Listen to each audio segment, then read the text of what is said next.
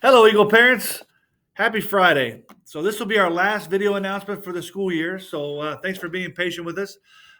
As you likely know, we had 3 positive cases this week for our students. We would love to have told you that we had 0 positives this week, particularly with finals going on. But if you've been watching the news and staying up on this stuff, it's not really a surprise that our numbers went up as our area numbers continue to go on a slight uptick as well. So, that being said, we're headed into summer school. So, summer school, our first session starts June 6th. For those of you who are enrolled in summer school session 1 and have not picked up your Chromebook, please do so next week.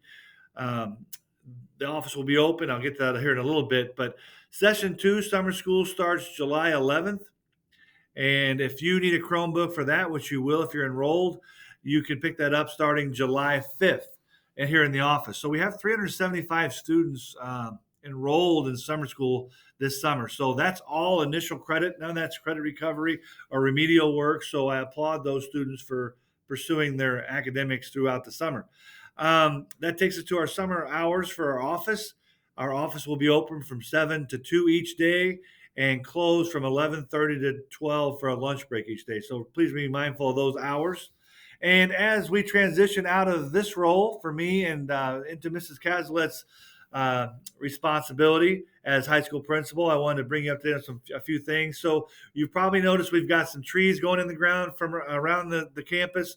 Uh, Mr. Barrington and our FFA students planted, I think, 12 or 14 trees on the northwest side of the football field and track last week as part of a grant that Mr. Johnson received. So thanks to Mr. Johnson for pursuing that.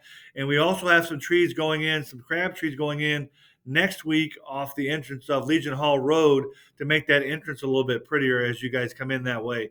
I think that'll be really pretty next summer and just continue to get pretty as they get older. So happy to have those trees growing on campus. The gym floor. So if you recall, the gym floor has kind of been a 3-year project. You know, we did the bleachers and the painting a couple years ago. We had a little bit of delay in the gym floor being completely sanded down, everything removed, and then relined, restained, repainted, and then it will be sealed here in the coming weeks. It takes a little bit longer this time since it's the initial sealing process, but our students, athletes will be getting on that later on this summer. So I'll include a pic as an attachment here so you can get a better look at it. But really happy with the way that new floor looks. Also, Mrs. Cazalet and I are working on requisitions for the next year, getting all of our teachers' supplies in before the school year starts. We're also doing working with our lead custodian, Rocky York, on getting the building all ready, doing walkthroughs and different hallways and different classrooms, restrooms. So a lot of summer work will take place here at the high school. Along those lines, the Board of Education approved updating our audio system in the auditorium. So I know you guys will be happy with that.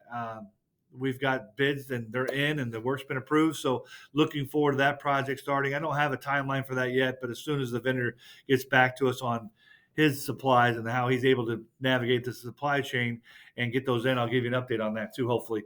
And then, you know, Mrs. Caslon and I worked on a safety plan for the high school last, let's see, it was April. The Board of Education asked us to come up with a safety plan to fortify different areas in the school, and we've done that. So that'll go to the board in June.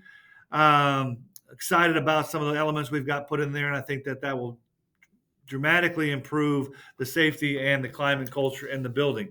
And then, so kind of as my last few acts of being a school principal, we've got our boys track. They are being represented down at the state meet by Andrew Erdman. I think he's doing the hurdles and the triple jump. And then Caden Belcher, he's down there in the high jump. So good luck to them today as they try to qualify for the finals tomorrow. And then girls soccer. If you haven't seen our girls soccer team again this year, they are fantastic.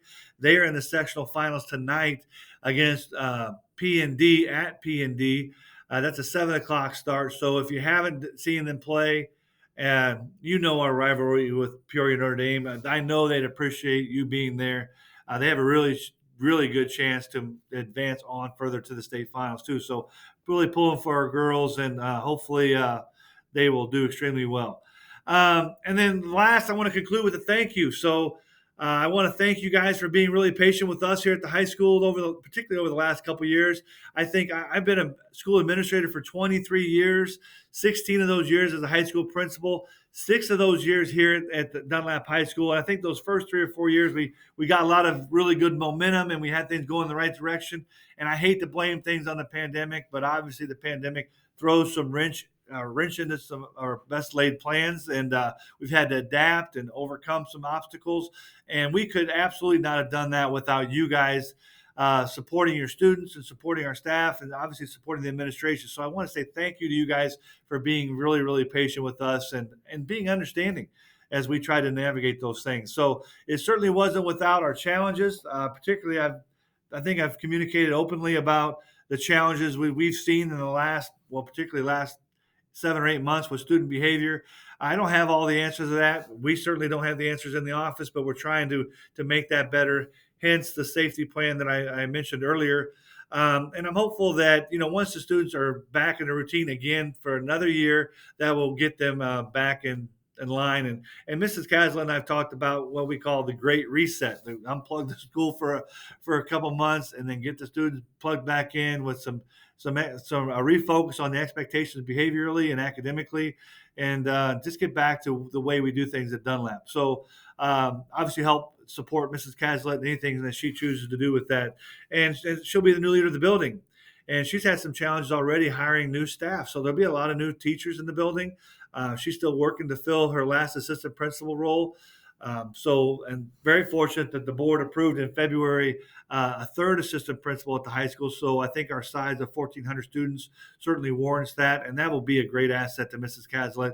And I just think that a fresh look on the building will obviously get the school year started on the right foot and move forward. So again, I don't want to drag this out any longer, but I want to say thank you so much for allowing me to serve as a principal here at Dunlap High School. It has certainly been a privilege and an honor, and I hope that we can continue to strengthen some of our relationships. So don't be a stranger. If I can ever help you in any other role here in the district, don't hesitate to reach out to me. Okay? So until we talk again, you stay healthy, Dunlap, and you stay classy. Thank you.